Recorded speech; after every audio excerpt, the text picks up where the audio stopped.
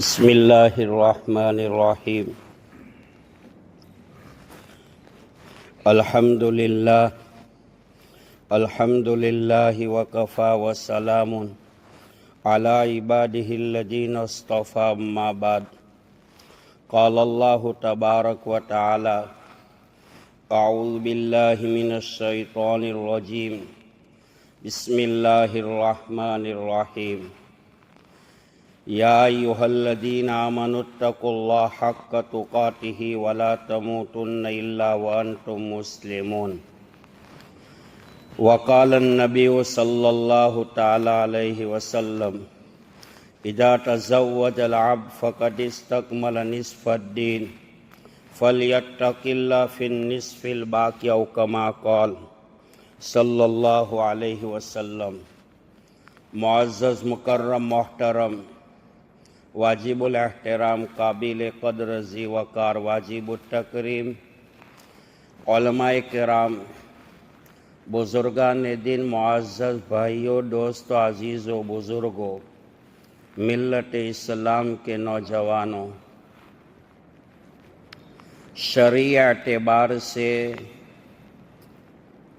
شادی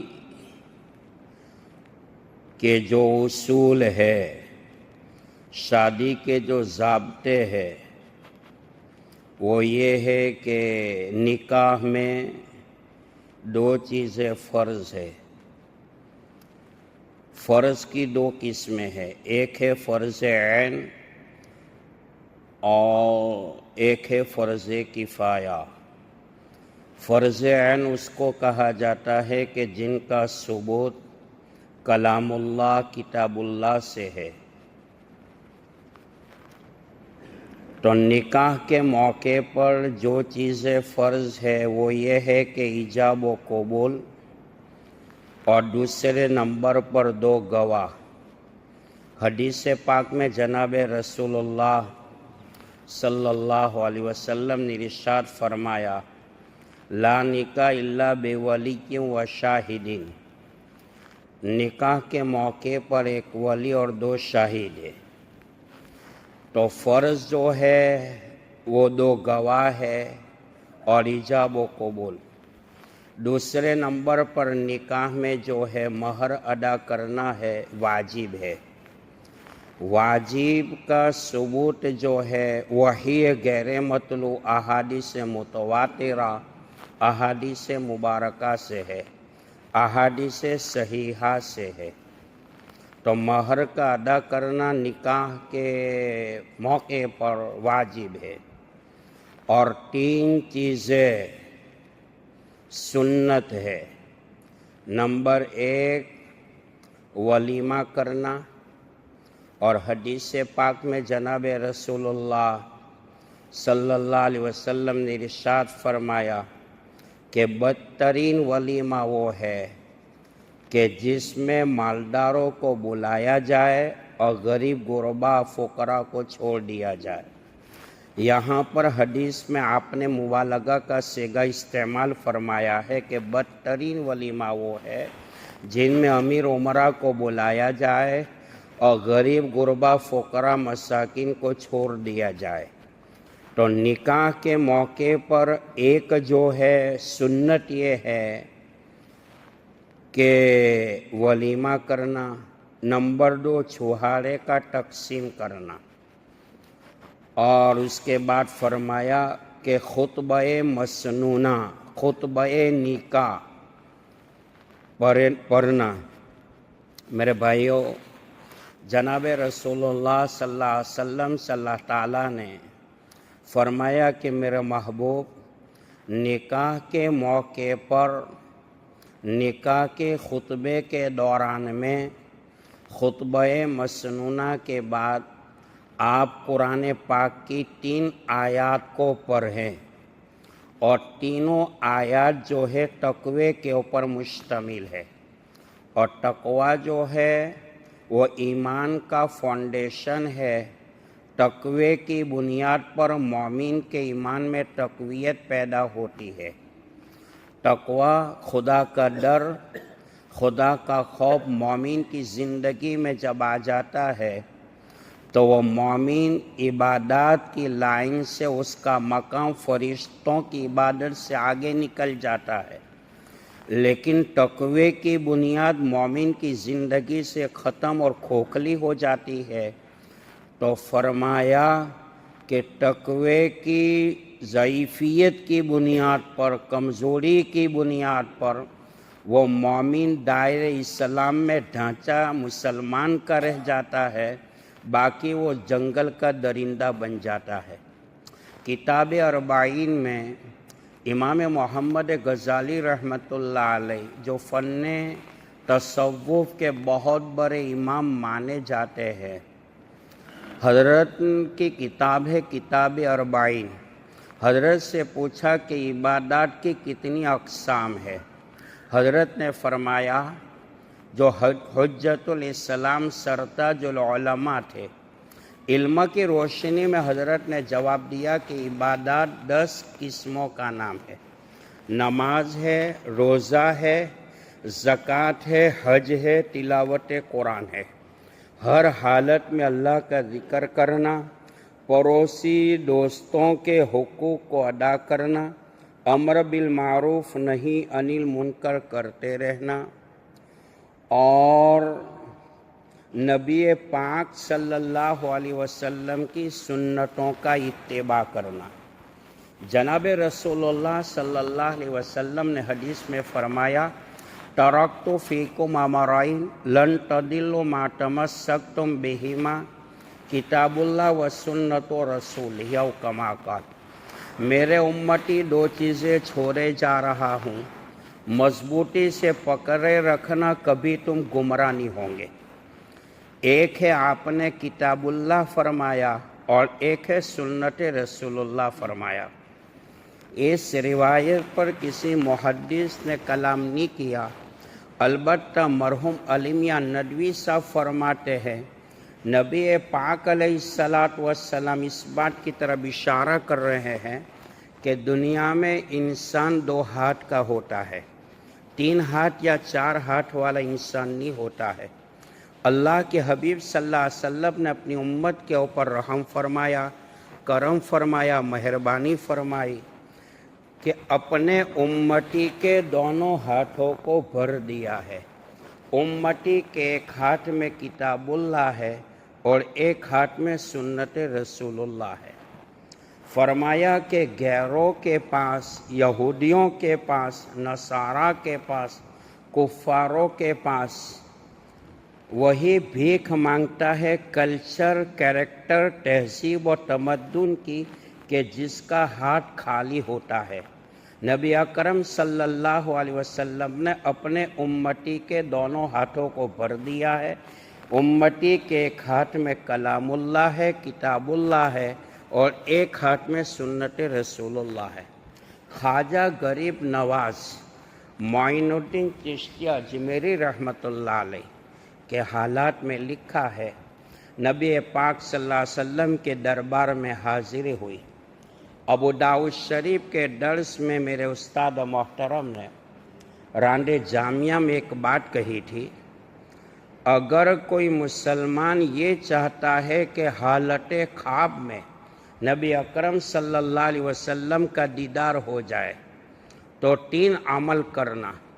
ایک تو یہ ہے کہ 24 گھنٹے میں 300 مرتبہ درود پاک پڑھنا۔ دوسرے نمبر پر اپنے آنکھوں کی حفاظت کرنا، اور تیسرے نمبر پر اپنی زبان کو غیبت، چغلی، جھوٹ، لعن طعن، ٹھٹھا مذاق سے اپنی زبان کو بچانا۔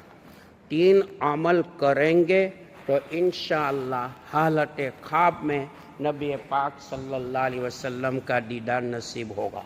تو خواجہ غریب نواز معین الدین چشتی اجمیری رحمۃ اللہ علیہ حالت خواب میں تھے۔